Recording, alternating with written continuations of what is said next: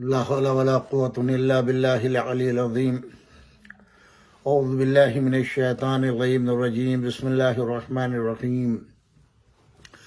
الحمد لله الذي هدانا لهذا وما كنا لنهتدي لولا أن هدانا الله.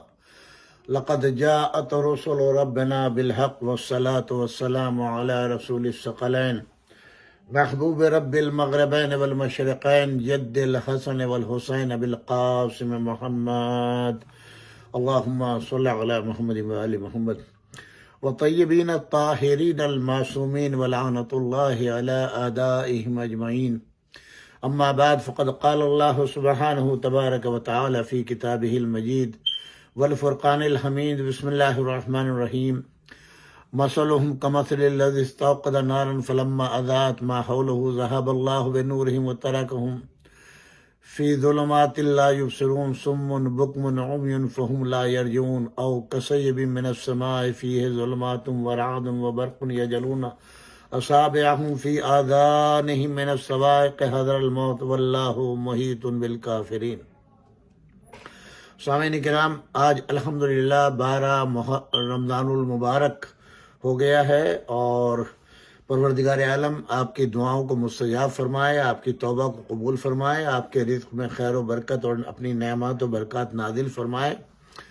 اور ظاہر ہے کہ بڑی تیزی کے ساتھ روزے جو ہیں وہ گزر رہے ہیں، اور میں ابھی بھی یہ سمجھتا ہوں کہ امتی سوئے ہوئے ہیں.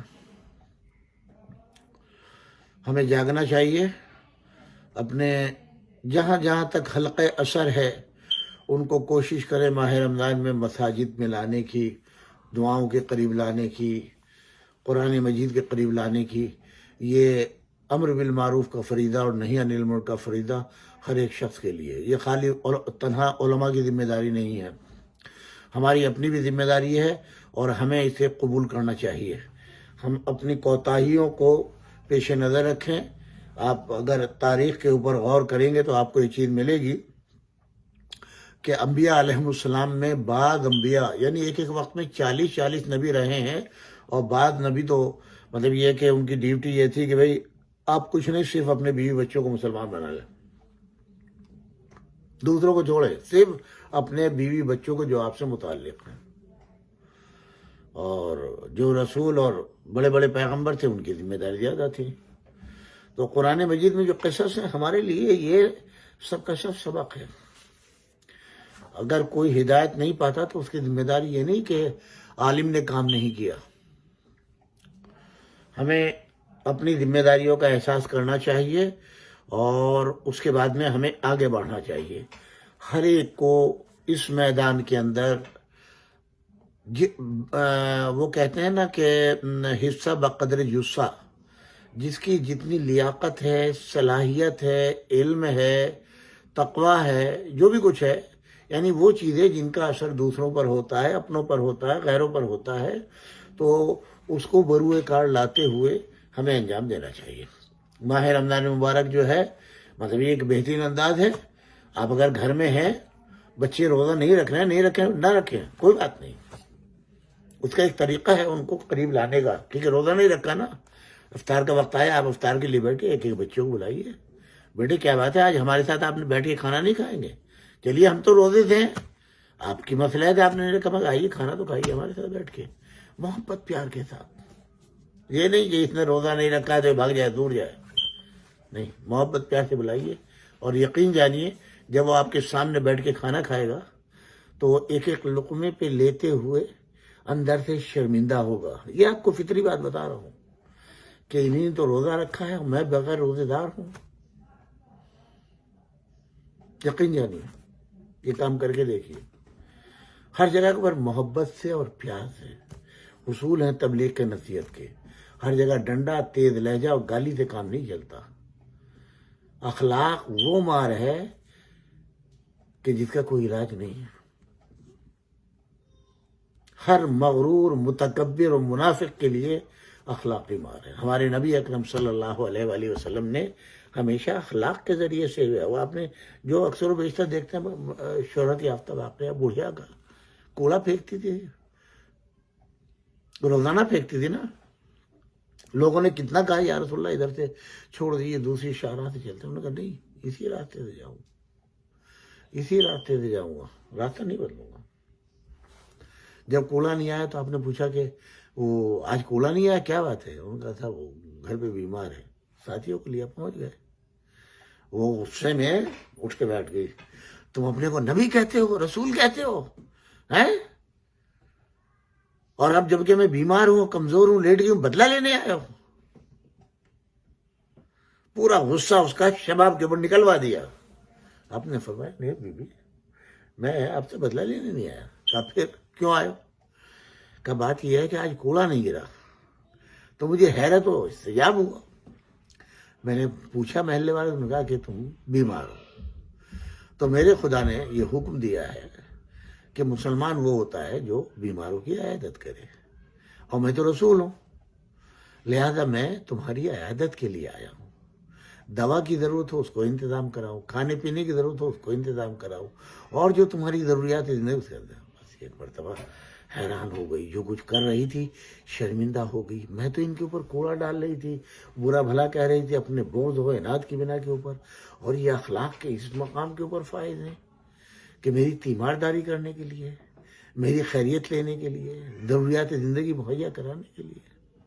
آپ دیکھیں پلٹ گئی فوراً، مجھے کلمہ اسلام پڑھا دیں۔ یہ تھی وہ تھیوری جس کے سبب سے اسلام پھیلتا چلا گیا، وہی آج بھی ہے، بدلی نہیں ہے۔ آپ اخلاق کے ساتھ لوگوں کے ساتھ پیش آئیں گے تو یقین جانیے کس صورت سے آپ کامیاب و کامران ہوں گے، یہی تبلیغ ہے۔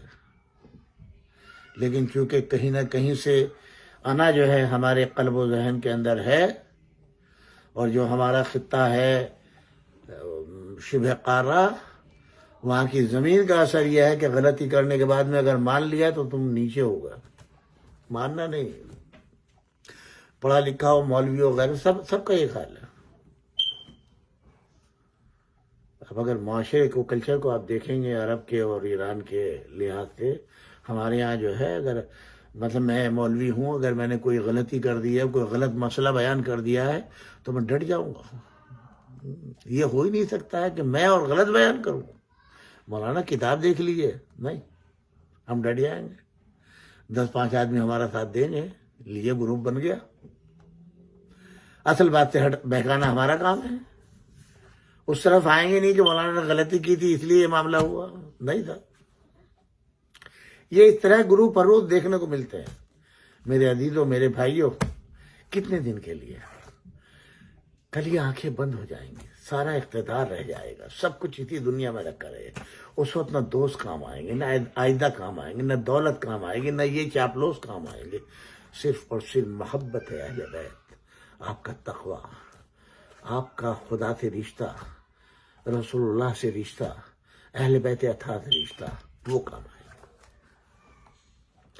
یہ جو دعوتیں آپ کرتے ہیں نا اس ماہ رمضان میں، تصنع بناوٹ کے طور پر، آئیے ہمارے گھر وہ ہوگی، ہمارا لنگر چل رہا ہے، دیکھنے کو ملتا ہے، ویب پیج پہ فوٹو بھی دیکھنے کو ملتے ہیں، ساری چیزیں دیکھنے کو ملتی ہے۔ کاش ہمیں یہ احساس ہو جائے کہ انڈو پاک کے اندر غربت کا کیا عالم ہے۔ کھانے کے لیے روٹی نہیں ہے، ان میں استطاعت نہیں ہے جو خریداری کر سکے، اور جتنا خیرات کا، صدقات کا ہمارے اسلام نے حکم دیا ہے اتنا کسی نے نہیں دیا۔ خدا گواہ، اگر ہر بشر، ہر شخص خم کا پابند ہو جائے تو کوئی بھی سادات یا سیدانی یا یتیم سید جو ہے وہ آپ کو فریاد کرتا ہوا نظر نہیں آئے گا۔ اگر تمام تر رقوم شرعی جتنے بھی ہیں ان سب کو صحیح طریقے سے اور منصفانہ تقسیم ہو تو کوئی مسلمان فقیر نظر نہیں آئے گا آپ کو۔ ایسا منشور حضور اکرم صلی اللہ علیہ وآلہ وسلم نے ہمیں دیا ہے۔ یہ امام باڑے، یہ مسجدیں، یہ علماء کی تنخواہ، یہ مؤذن کی تنخواہ، اس طرح کوئی نعرہ نہ ہو، اس لیے کہ ہمارے یہاں اتنی چیزیں پیش کی گئی ہیں کہ جس میں جہاں یہ حکم ہو کہ ایک غریب جو صدقے اور خیرات سے جو ہے وہ جس کا پیٹ پلتا ہو اس کو بھی حکم دیا ہے کہ وہ بھی جو ہے فطرہ ایک کم سے کم فطرہ نکال کے اور اپنے گھر کا کیسے نکالے، اپنی بیوی کو دے، بیوی بچے کو دے، اس طریقے سے نکالے. جہاں ایسے ایسے احکامات ہوں.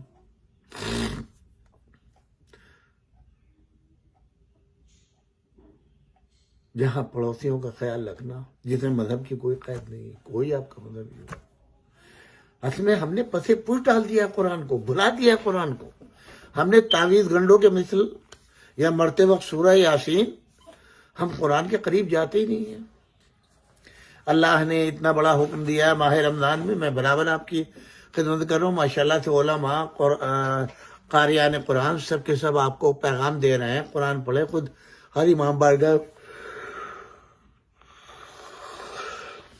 استغفر اللہ ربی، ہر سینٹر کے اندر برابر پروگرام آ رہے ہیں تلاوت کلام پاک کے لیے. اس کے لیے اب تو انٹرنیٹ کتنے پیسے لگاتے ہیں، کتنے پیغام آتے ہیں. ارے اور کچھ نہیں، اگر آپ اپنے گھر پہ دعوت بھی کر رہے ہیں، شاید وہ اپنے شو آف کے لیے کر رہے ہیں، تو وہی قرآن خوانی آپ 10 منٹ کی کرا دیجیے. آئیے بھائی پہلے قرآن پڑھیے. چلیے آپ اور کچھ نہیں کر سکتے ہیں. آپ نے 10-20 آدمیوں کی، چاہے وہ سیاسی ہوں یا آپ کے ہم خیال ہوں یا آپ کے دوست احباب ہوں، خیال فرمایا آپ نے، تو دعوت کی ہے آپ نے کہ آپ کا نام کسی بھی عنوان سے، مجھے اس سے بحث نہیں ہے. اسی میں آپ جو ہے یہ اہتمام، ظاہر ہے کہ افطار پارٹی دی ہے نا، تو افطار سے پہلے جو ہے نماز تو ضرور ہوگی نا. نماز سے پہلے 10 منٹ آپ قرآن رکھ دیجیے. اور کسی قاری یا مولانا کو، جیسے بڑی بڑی محفلوں میں اور بڑے بڑے اجتماع میں وزراء کے جو ہے مولانا جمیل صاحب جو ہیں، طارق جمیل صاحب جاتے ہیں، تو ویسے آپ بھی اس میں انتظام کیجئے. کم سے کم دعا تو آپ کے لیے ہوگی، آپ کے گھر میں دعا ہوگی، آپ کا ظاہر جو بھی ہو، مگر کم سے کم اس دعا کا اثر تو ہوگا، خیر و برکت تو ہوگی آپ کے مرحوم کے لیے. یار چلو قرآن ہی پڑھیں گے. وہ جو ہر وقت سیاسی دماغ چلاتے رہتے ہیں، ہر وقت جھوٹ پہ جھوٹ بولتے رہتے ہیں، وہ افراد جو مکر و فریب کے اندر رہتے ہیں، کم سے کم 2 منٹ کے لیے انہیں شرمندگی و احساس تو ہوگی. ندامت سے خدا کے سامنے سر تو جھکا لیں گے. ایک لمحے کے لیے اپنے گریبان میں جھانک کے دیکھیں گے کہ ہم کیا کر رہے ہیں. اس سے بڑا کوئی پیغام ہو سکتا ہے آپ کے لیے؟ یہی چلیے تبلیغ ہو جائے گی. چلیے آپ کا نام و نمود بھی ہو گیا، اور آپ نے کسی قاری کو، کسی مولوی کو، کسی عالم و خطیب کو بلا کر کے 10 منٹ کے لیے جو ہے وہ اللہ کی وحدانیت کے اوپر، اللہ کی، یہ سب کچھ نظام کائنات اللہ کا ہے. اگر یہ چھوٹ گیا تمہارے ہاتھ سے تو کیا آئے گا؟ کل کو کوئی فاتحہ دلانے والا بھی نہیں ہوگا.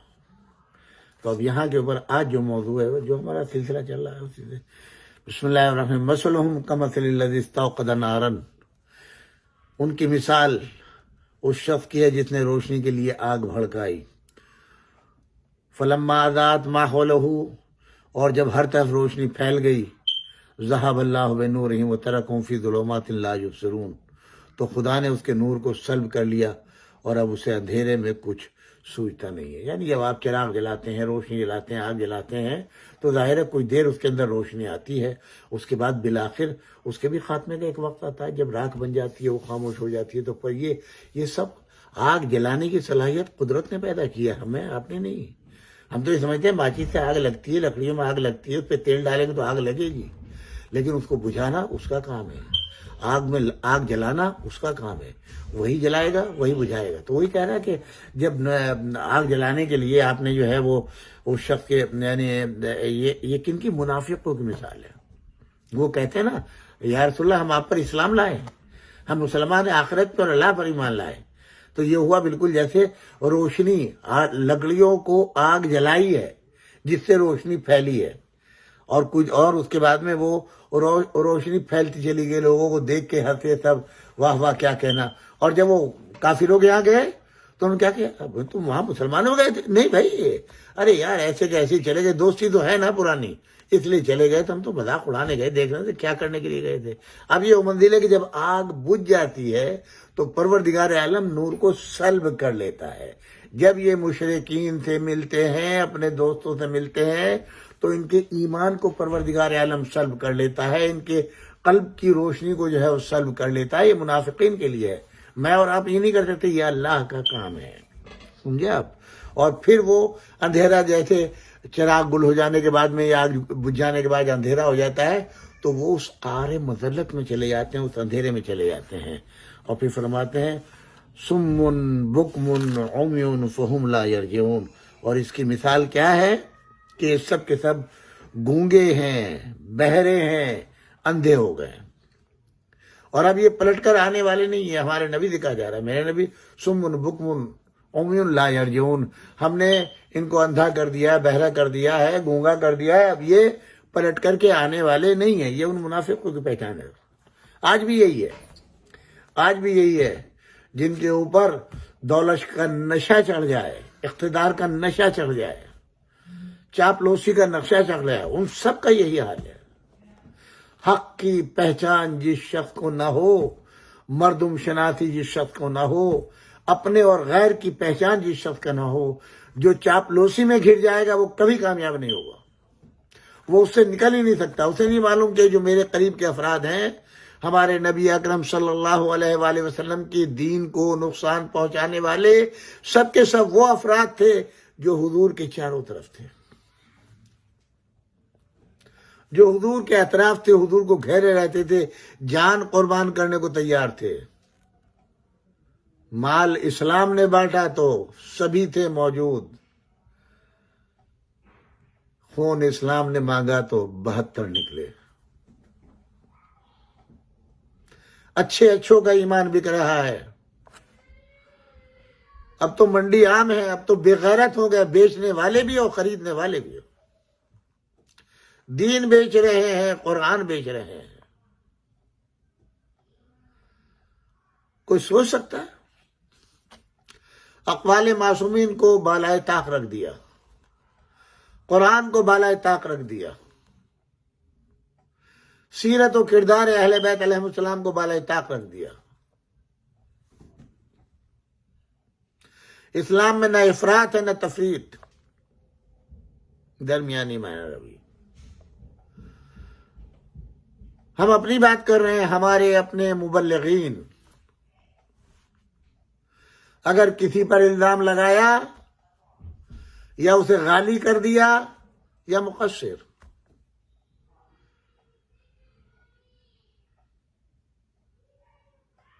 قرآن کی آیتیں اپنا مقصد حاصل کرنے کے لیے، مال دنیا کے لیے، مراجع اعظام، رہبر معظم ان سب پہ فٹ کرنے لگے. یہ سورہ ان کے لیے آیا، یہ آیت ان کے لیے آیا. کہاں جا رہے ہیں ہم؟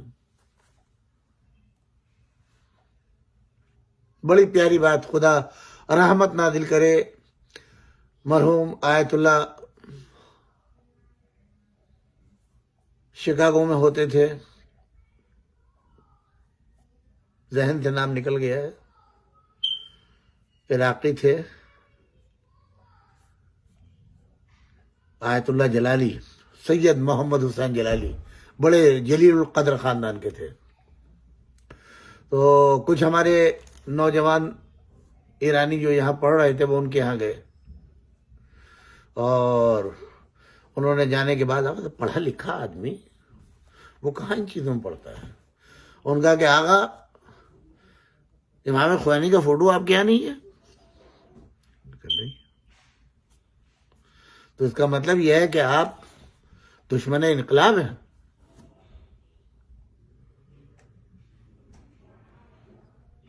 دشمن اسلام ہے، دشمن مرجع اور رہبر ہیں. یہ وہ فرما رہے ہیں بالاعلان. تو فرمایا عجب، عراقی آتے ہیں تو وہ کہتے ہیں رئیس صدام کا فوٹو آپ کے یہاں نہیں ہے، تو آپ اسلام سے خارج ہیں، آپ مسلمان نہیں ہیں. ایرانی طلبہ آتے ہیں تو وہ کہتے ہیں امام خمینی کا فوٹو نہیں ہے، تو آپ اسلام دشمن بھی ہیں، انقلاب دشمن بھی ہیں.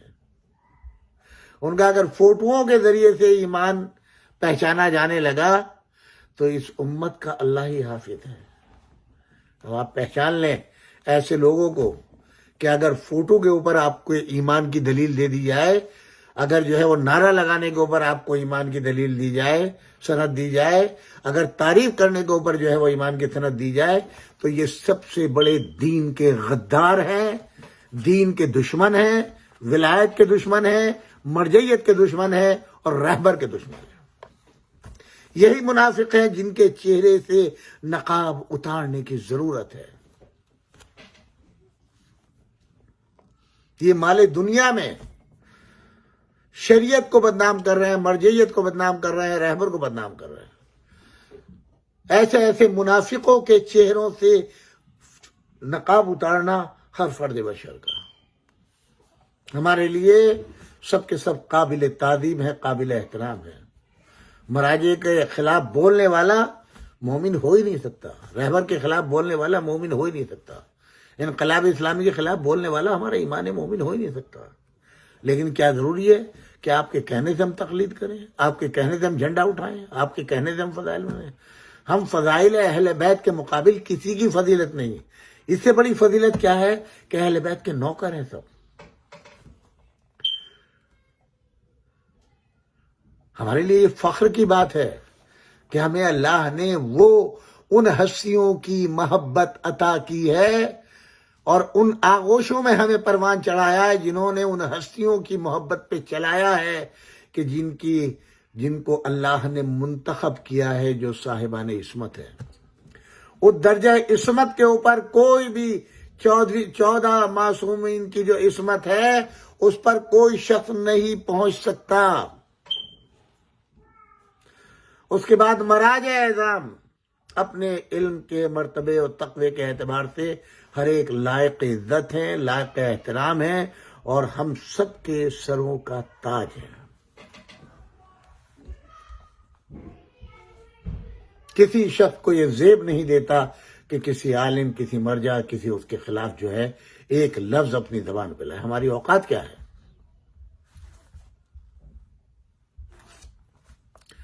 قرآن کہتا ہے او کصیب من السماء فیہ ظلمات ورعد وبرق یجلون اصابعهم فی آذان فی الصواعق حذر الموت واللہ محیط بالکافرین. ان کی دوسری مثال آسمان کی اس بارش کی ہے جس میں تاریکی، گرج، چمک سب کچھ ہو کہ موت کے خوف سے کڑک دیکھ کر کانوں میں یہ انگلیاں رکھ لیں، حالانکہ خدا کافروں کا احاطہ کیے ہوئے ہے اور یہ بچ کر نہیں جا سکتے. یکاد البرق یخطف ابصارهم کلما اضاء لهم مشوا فیہ واذا اظلم علیہم قاموا ولو شاء اللہ لذهب بسمعهم وابصارهم ان اللہ علی کل شیء قریب. قریب ہے کہ بجلی ان کی آنکھوں کو چکا چوند کر دے کہ جب وہ چمک جائے تو چل پڑے اور جب اندھیرا ہو جائے تو ٹھہر جائے. خدا چاہے تو ان کی سماعت و بصارت کو بھی ختم کر سکتا ہے کہ وہ ہر شے کے اوپر قادر ہے، قدرت رکھتا ہے، صاحب اختیار ہے. یا ایھا الناس اعبدوا ربکم الذی خلقکم والذین من قبلکم لعلکم تتقون. اے لوگو، اے انسانوں، پروردگار عالم کی عبادت کرو جس نے تمہیں پیدا کیا ہے اور تم سے پہلے بھی لوگوں کو خلق کیا ہے، شاید تم صاحب تقوی بن جاؤ. الذی جعل لکم الارض فراشا والسماء بناء وانزل من السماء ماء فاخرج به الثمرات رزقا لکم فلا تجعلوا للہ اندادا وانتم تعلمون. اس پروردگار عالم نے تمہارے لیے زمین کا فرش، آسمان کا شامیانہ بنایا ہے، پھر آسمان سے پانی برسا کر تمہاری روزی کے لیے زمین سے پھل نکالے ہیں، لہذا اس کے لیے جان بوجھ کر کسی کو اس کا ہمسر اور اس کا مثل نہ بناؤ. وَإِن كُنتُمْ فِي رَيْبٍ مِّمَّا نَزَّلْنَا عَلَىٰ عَبْدِنَا فَأْتُوا بِسُورَةٍ مِّن مِّثْلِهِ. جی، اور ہم نے اپنے بندے کے اوپر اس قرآن کو نازل کیا. اگر تمہیں اس کلام کے بارے میں کوئی شک ہے جسے ہم نے اپنے بندے پر نازل کیا ہے تو اس کا ایک ہی سورہ جو ہے وہ تم لے کر آ جاؤ. ہم یہیں پر اختتام کریں گے اور اپنی ابھی گفتگو کچھ دیر ہم جو ہے وہ جاری رکھیں گے. یہاں پر آپ دیکھیں اللہ نے دعوت دی ہے کہ اگر تم میرے اس کلام کے اندر جو میرا کلام بھیجا ہوا ہے جس کو میں نے اپنے نبی پر نازل کیا ہے، تو اگر تم میں جرأت ہو تو یہاں پر 3 چیزیں ہیں. یا پہلے اللہ نے حکم دیا، اب یہاں پر آپ دیکھیں قرآن مجید کی سورہ اسرا آیت نمبر 88، قل لئن اجتمعت الانس والجن على ان یاتوا بمثل هذا القرآن لا یاتون بمثله ولو كان بعضهم لبعض ظہیرا۔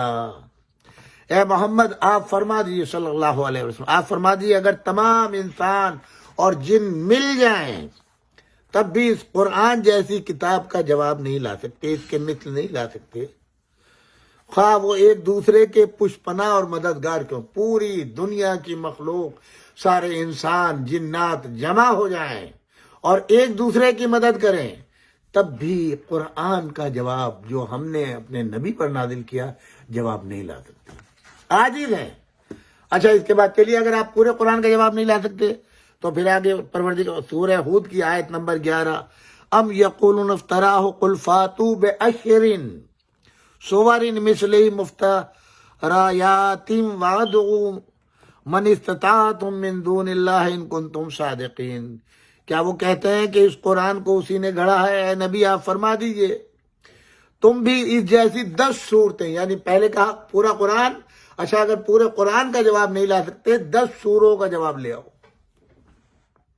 تم یہ کہتے ہیں نا یہ قرآن جو ہے محمد مصطفیٰ صلی اللہ علیہ وآلہ وسلم نے خود گھڑ لیا ہے، خود تیار کر لیا ہے، تو تم پورے قرآن کا جواب لے آؤ۔ اور اب یہ خود دعویٰ ہے قدرت کا، اگر جنوں انس مل کر کے ایک دوسرے کی مدد کریں اور جمع ہو جائیں تو قرآن کا جواب نہیں لا سکتے۔ پھر سورہ ہود میں پروردگار عالم فرماتا ہے اچھا چلو پورے قرآن کا تم جواب لانے سے عاجز ہو، صرف 10 سوروں کا جواب لے آؤ۔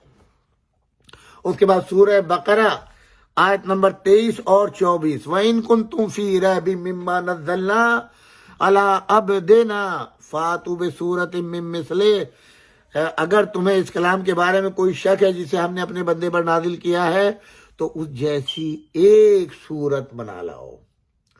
پہلے پورا قرآن عاجز ہوئے، دعویٰ ہے پوری مخلوق جمع ہو جائے، جنوں انس جمع ہو جائے، ایک دوسرے کا ساتھ دیں، شریک ہو جائیں، تو تب بھی ہمیشہ ہمیشہ صبح قیامت تک اس کلام کے جواب نہیں لا سکتے۔ اس کے بعد میں اور گھٹایا، کہا اچھا چلو پورے قرآن میں سے 10 سوروں کا جواب لے آؤ۔ جب 10 سورے نہیں ہے تو پھر سورہ بقرہ ہی کے اندر جو ہے یہ قرآن مجید کی آیت نمبر 23 اور 24، اور اس میں پروردگار عالم کہ چلو ایک ہی سورے کا جواب لے آؤ اگر تم اپنے دعوے میں سچے ہو۔ فَإِن لَمْ تَفْعَلُوا وَلَن تَفْعَلُوا فَاتَّقُوا النَّارَ الَّتِي وَقُودُهَا النَّاسُ وَالْحِجَارَةُ أُعِدَّتْ لِلْكَافِرِينَ۔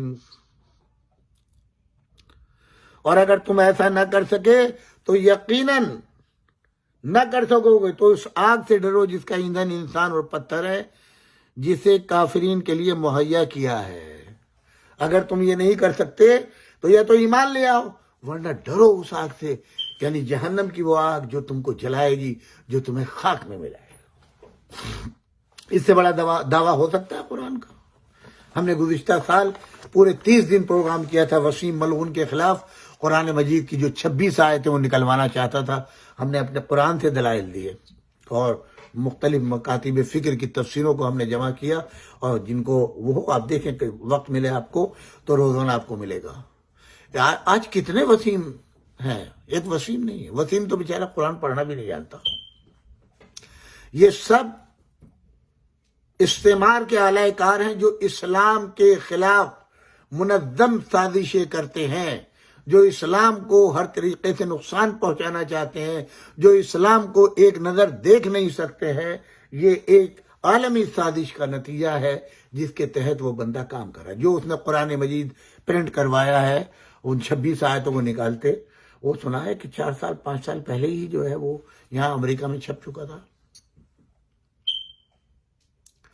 وہ ایک انٹرنیشنل سازش ہے اسلام کے خلاف۔ ظاہر ہے کہ اسلام ایک غالب دین ہے جو پوری دنیا میں غالب آ جائے گا، اس کا مقابلہ کوئی نہیں کر سکتا۔ مسلمان کے ذریعے سے اسلام کی پہچان نہیں ہوگی، اسلام کے ذریعے سے مسلمان کی پہچان ہوگی۔ آج کا مسلمان تو شرابی بھی ہے، کبابی بھی ہے، جھوٹا بھی ہے، مکار بھی ہے، دھوکے باز بھی ہے، قاتل بھی ہے، غاصب بھی ہے، جھوٹ بھی بولتا ہے، مکر بھی کرتا ہے، اپنے ہی لوگوں کو چیٹ بھی کرتا ہے۔ ماہ رمضان میں کتنے لوگ ہیں جو شراب پیتے ہوئے نظر آئیں گے، بے روزے دار کتنے نظر آئیں گے، مگر لباس کے لحاظ سے بہترین صاف و شفاف 3 پیس سوٹ پہنے ہوئے، چہرے کو جو ہے وہ میک اپ کرائے ہوئے، صاف شفاف۔ جب افطار پارٹی ہوتی ہیں آپ دیکھیے کس طریقے سے چمکتا ہوا چہرہ آئے گا۔ خواتین کا یہ حال ہوگا، بے پردہ میک اپ کرائے ہوئے، کوئی خوف الہی نہیں ہے. یہ ماہ رمضان کا مہینہ ہے، ڈوب مرو شرم سے، خدا کے عذاب سے ڈرو. ان کے اس طریقے کو دیکھ کے نہ پہچانیے اسلام، بلکہ اسلام کے قانون کو دیکھ کر کے مسلمان کو پہچانیے. اگر وہ قرآن کے اوپر عمل کر رہا ہے، اللہ کے دین پر عمل کر رہا ہے، ہاں یقیناً غلطیاں انسان سے ہوتی ہیں. غلطی اور چیز ہے، معاشرے میں اپنے کو ڈھالنا اور چیز ہے، ریاکاری اور چیز ہے، دنیا کو دکھانے کے لیے، دکھاوے کے لیے. جتنا منکسر المزاج ہو. اور اسی لیے میں کہتا ہوں یہ قرآن کے لیے آیا ہے. پورے قرآن کا جواب نہیں لا سکتے، 10 سوروں کا جواب نہیں لا سکتے، ایک سورے کا جواب نہیں لا سکتے. چھوٹا، سب سے چھوٹا سورہ انا اعطیناک الکوثر، صرف 3 آیتیں ہیں بسم اللہ سے ہٹ کر کے، اس کا جواب نہیں لا سکتے. اور جب اہل بیت ہم پلہ ہیں قرآن کے، تو اہل بیت کا بھی جواب نہیں لا سکتا. نہ تمام اہل بیت کا جواب لا سکتے ہیں.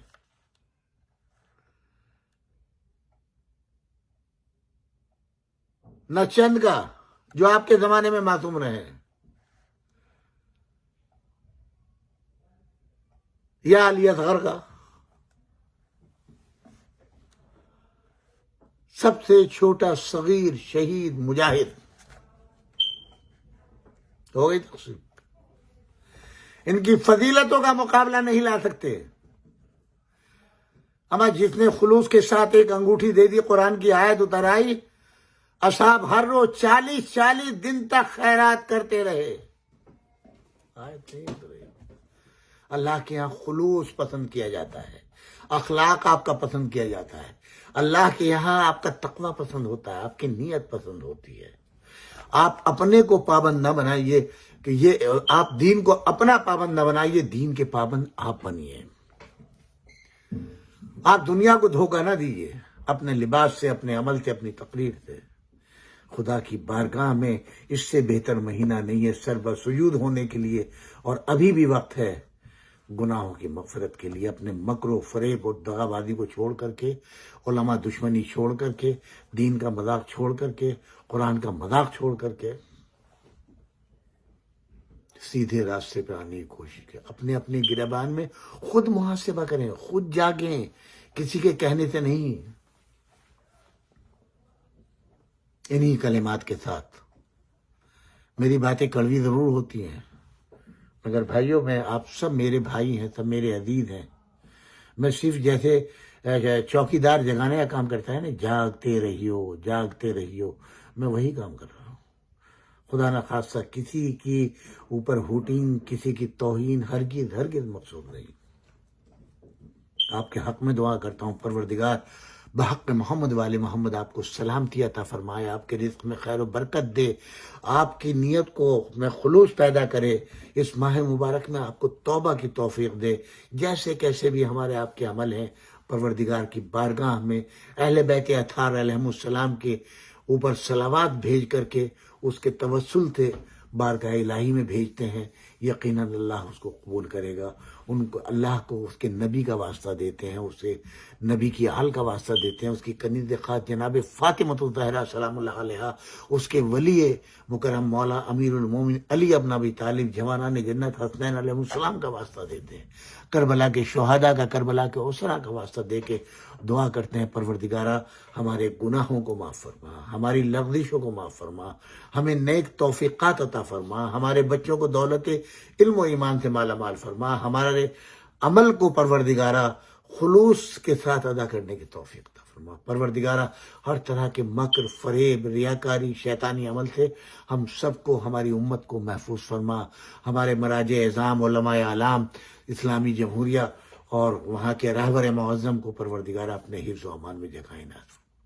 پروردگارہ ہماری امام بارگاہوں اور مساجد کی حفاظت فرما. بالخصوص سرزمین ہند میں مسلمانوں کی حفاظت فرما. سرزمین پاکستان میں خاص طور سے امام بارگاہیں، مساجد اور محبان آل محمد کو دہشت گردوں کے شر سے محفوظ فرما. پروردگارہ بحق محمد وآل محمد دشمنان اسلام کو فی النار فرما.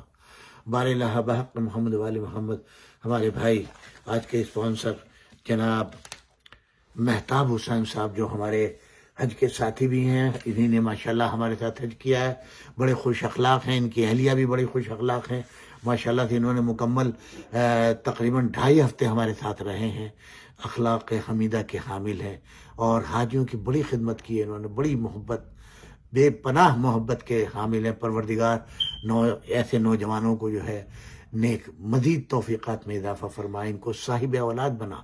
ان کے والدین بھی جو واقعاً لائق تعریف ہے، جنہوں نے ایسی اولاد کی تربیت کی ہے جو علماء کا احترام کرتے ہیں، مراجع اعظام کا احترام کرتے ہیں. پروردگار ان کو سلامتی دے، ان کے رزق میں خیر و برکت دے اور ان کے کاروبار کو ترقی دے. پروردگار عالم ان کے والدین کے سائے کو قائم و دائم رکھے. آخر کلام میں آپ سے گزارش ہے، ایک سورہ فاتحہ فیملی آف شیخ محمد سلیم اور شیخ محمد عاطف علی، ان کے خانوادے کے تمام مرحومین کے لیے، آپ تمام سامعین کے مرحومین کے لیے، میرے والدین کے لیے، اور جو حضرات جہاں جہاں خبر پہنچ رہی ہے ان سب کے تمام مومنین کے تمام علماء مراجع اعظام جو انتقال فرما چکے، پاکستان میں جو شہید کیے گئے پشاور میں یا دیگر مقامات پر یا کراچی یا لاہور میں اہل بیت اطہار علیہ السلام کی محبت میں ان سب کی ارواح کے لیے، اور سعودی عرب کے ظلم کا جو شکار ہوئے ہیں قطیف کے مومنین، ان سب کی ارواح کے لیے، اور بالخصوص ہمارے قریبی دوست حجت الاسلام والمسلمین مولانا سید تلمید حسنین رضوی صاحب قبلہ کے حصہ ثواب کے لیے سورہ فاتحہ. والسلام علیکم ورحمۃ اللہ وبرکاتہ. آپ سے گزارش ہے، پھر یہ ہمارا پروگرام ٹھیک 9 بجے نشر ہوتا ہے یوٹیوب کے اوپر اور فیس بک کے اوپر. آپ اس کو سبسکرائب کریں، اپنے دوستوں کو جو ہے وہ اطلاع کریں اور اپنے کمنٹس بھیجیں. اور بامبے سے SNN ٹی وی جو ہے اس کو نشر کر رہا ہے برابر، وہاں انڈیا ٹائم کے اعتبار سے رات میں 10 بجے. تو جو لوگ وہاں آپ کے اعزاء و اقارب ہیں ان کو اطلاع دیں، وہ دیکھیں. اپنے بیک میں کمنٹس ضرور بھیجیں تاکہ ہمیں حوصلہ بڑھے، ہمت ہو کہ ہم واقعی صحیح راستے پر چل رہے ہیں. والسلام علیکم ورحمۃ اللہ وبرکاتہ.